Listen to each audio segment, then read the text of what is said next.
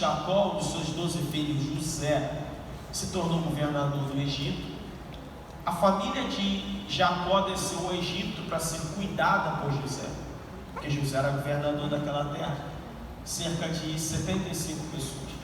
Eles desceram para aquele lugar, cresceram, se multiplicaram e se tornaram poderosos, inumeráveis, incontáveis. E no meio disso surgiu outro faraó que não conhecia José.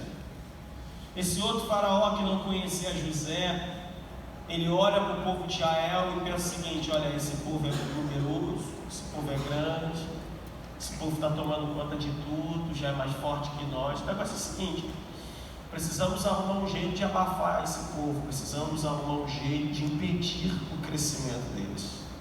Vamos usar de estratégia com eles, vamos subjugá-los, vamos oprimi-los.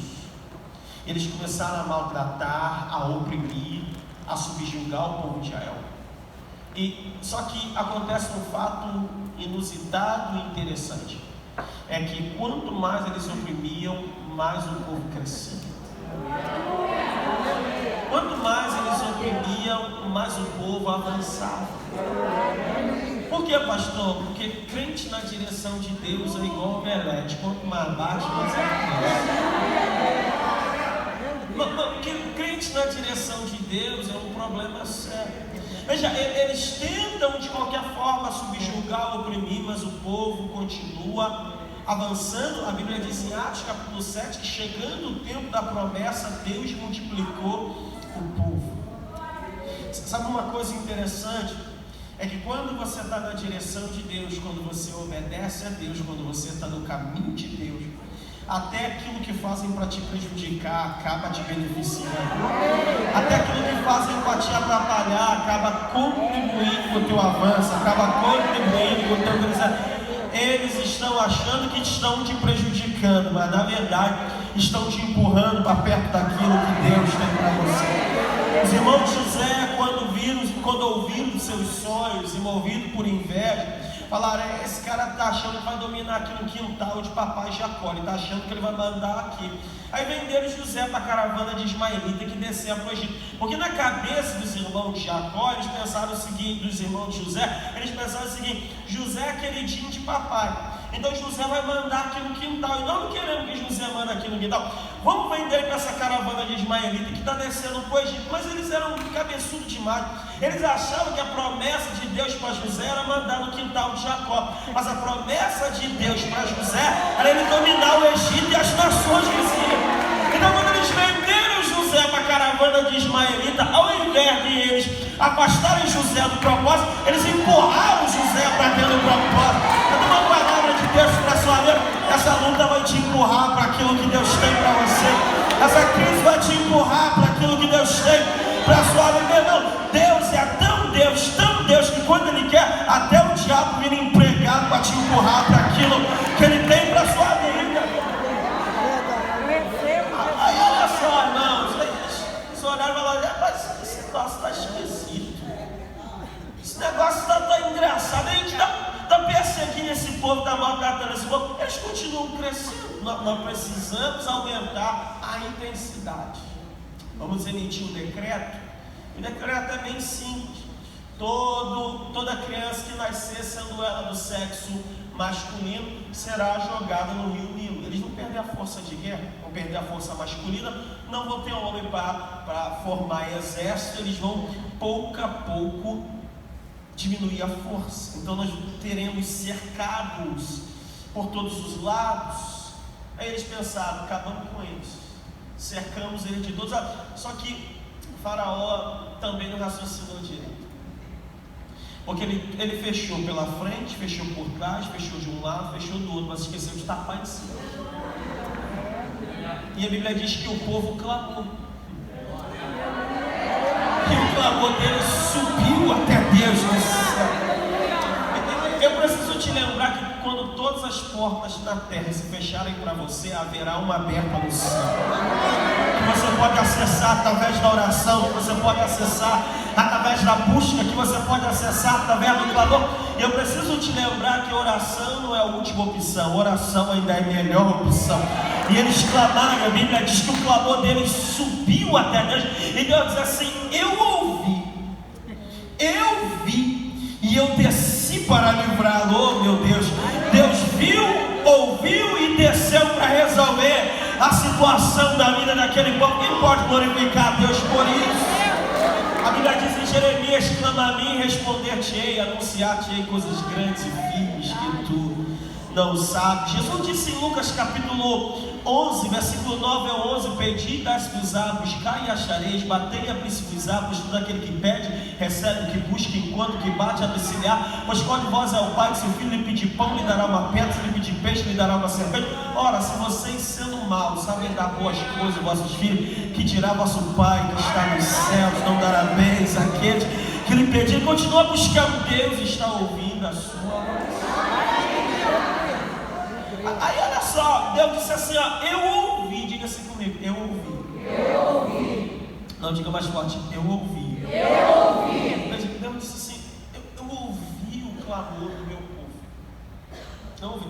Veja, quando você escuta a expressão, você está num culto, Deus usa alguém, ou usa o pastor, ou usa alguém que está cantando, sei lá, qualquer coisa, e diz assim: eu ouvi tua oração. Qual é a tua reação? Meu Deus, agora vai, agora virou. Não é assim? Deus entrou no negócio.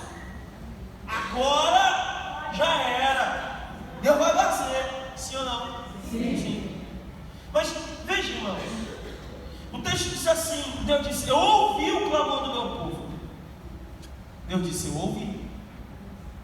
Mas em contrapartida, o povo continua cativo no Egito. Parece até que Deus não ouviu. Porque Deus disse: eu ouvi, mas o povo continua preso. Quantas vezes você vem para a igreja, ouve a palavra, Deus disse: eu ouvi, você fica até animado, mas quando você chega em casa, o problema está lá de braço cruzado, olhando para você e dizendo: eu não fui embora não. Você ouve a palavra, Deus diz assim: já entrei nesse problema. Aí você passa um dia, o problema está quieto, achou que eu já fui, né? Já aconteceu isso com você? Então, veja, Deus disse assim: eu ouvi o clamor, pastor Reinaldo, mas o povo continua cativo no Egito, o faraó continua maltratando. É desse jeito. Sabe aqui tem algumas coisas importantes sobre a oração na minha vida e na sua vida. Primeira coisa, sabe o que eu quero te lembrar? Quando Deus mandou Moisés falar com o faraó, deixa eu ali na frente, eu volto. Quando Deus mandou Moisés vai lá, avisa a faraó que o eu sou te apareceu. Você fala com o povo também: o eu sou que sou te apareceu, Deus dos Hebreus. E eu estou mandando ele soltar meu povo. Quando o povo recebeu a notícia de que Deus tinha aparecido a Moisés, como é que o povo ficou? Eufórico. Foi ou não foi? Adoraram. Aí Moisés foi falar com o faraó: faraó, Deus mandou, o Senhor mandou você soltar meu povo. Ela falou: eu não conheço o Senhor, não vou soltar ninguém não. Aí o faraó vai fazer um negócio interessante. Ele diz assim: Moisés, o povo já é muito, você está distraindo o povo com essas palavras. Aí sabe o que o faraó fez? Olha o que o faraó fez. O faraó aqui é um tipo do diabo. O que ele fez? Ele chega para os capatazes dele e diz assim: ó, fala para o povo de Israel que eu quero a mesma quantidade de tijolo, só tem um detalhe: eu não vou dar mais a matéria-prima. Eu quero a mesma quantidade, mas agora eu não vou dar matéria-prima, eu não vou dar a palha. Então o que ele está fazendo? Diga assim comigo: aumentando o trabalho. Diga assim comigo: dando trabalho. Então preste atenção num detalhe: na curva da mudança, a tendência é as coisas piorarem. Meu Deus! O que o faraó está fazendo aqui? Deus usou Moisés para falar com o povo que Deus vai tirar o povo. Então o que o faraó está fazendo? Dando trabalho. O que é isso? Qual a estratégia? Quando o diabo percebe aquilo que Deus está falando contigo, ele te enche de trabalho para você não se concentrar na promessa. Então você foca no que está acontecendo, não no que Deus está falando. Mas o segredo da vida está em você não focar no problema, mas você focar no que Deus está falando com você. Focar na palavra que está sendo liberada sobre a tua vida, na promessa sobre a tua vida. diga comigo, na curva da mudança, a tendência é algumas coisas. Escuta só. Quando minha esposa ficou grávida do nosso primeiro filho, o Antônio, marinheiro de primeira viagem, ela começou a sentir dores, corremos para o hospital. Chegou lá no hospital, o médico examinou e disse: não vai nascer nada não, pode voltar para casa. Sabe, passou uns dias, ela sentiu dor, mas agora essa dor é diferente. Essa dor, ela é uma dor intensa, mas ela fica cada vez mais forte. Ela fica cada vez mais forte, o intervalo dela é menor. Vinha de 1 hora, vem de meia hora, vem de 10 minutos, cada vez um intervalo menor e numa intensidade mais forte. Correu para o hospital. Chegou lá, o médico disse: fica aqui porque vai nascer essa criança. Amém. Veja, a dor era cada vez mais forte, o intervalo era menor. O que significa? O aumento da dor não é porque vai morrer. Aleluia! O aumento da dor é porque tem algo poderoso.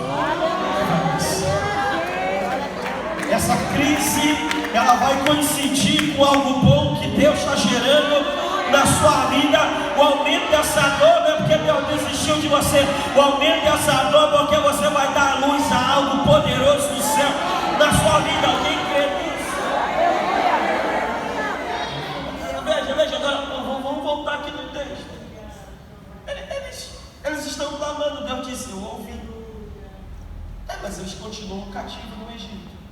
Então aqui tem algumas coisas sobre oração. Número 1, é preciso lembrar que a tua oração, antes de movimentar a terra, ela vai movimentar o céu. Amém. Por quê? Porque Deus te abençoa no mundo espiritual e isso depois se materializa no mundo natural. A Bíblia diz em Efésios 1:3 que Deus nos abençoou com toda sorte de bênçãos espirituais nos lugares celestiais. Então fica tranquilo. Fica tranquilo, pastor. O que eu preciso lembrar sobre a oração? Eu preciso lembrar que a oração, antes dela movimentar o braço poderoso de Deus, ela vai tocar o coração de Deus. Aleluia! Então é aquilo que Deus sente que vai fazer com que Ele mude a minha vida, que vai fazer com que Ele mude a minha história. Pastor, o que eu preciso lembrar ainda sobre a oração? Sabe, quantas vezes você ora, eu oro, e às vezes parece que a oração nem passou do teto. Quem já sentiu isso? Você ora e fala assim: rapaz, essa oração hoje está muito sem vergonha. Eu orei, rapaz, não senti nenhum arrepio, nada, sim ou não? Sim. Mas é necessário lembrar que não é o que você sente que muda a tua vida. Mas o que Deus sentiu enquanto você orava vai fazer ele mudar a tua história. Você pode não ter sentido nada, mas se você orou com fé, orou no nome de Jesus, é suficiente para Deus entrar na sua causa, é suficiente para Deus entrar na sua língua, é suficiente para Deus fazer algo poderoso. Se você orou com fé no nome de Jesus, Deus ouviu a tua oração e Ele vai fazer acontecer no teu céu. Agora veja só, irmão, veja só. Diga assim comigo: Deus tem a capacidade de trabalhar em uma esfera que eu não consigo acompanhar. Mas veja, onde o povo está clamando a Deus? Onde o povo está clamando? No Egito. Deus manifestou-se a Moisés onde? No deserto, na sarça atrás do deserto. Bora da história. Onde Deus falou com Moisés era um lugar ermo, solitário, escondido, de sorte que Moisés, que está recebendo a princípio a revelação, não sabe por que Deus está se manifestando aí, até que depois Deus fale com ele. E o povo que está clamando não sabe que Deus já respondeu, porque Deus falou com Moisés num lugar escondido. Você sabia que às vezes aquilo que você está buscando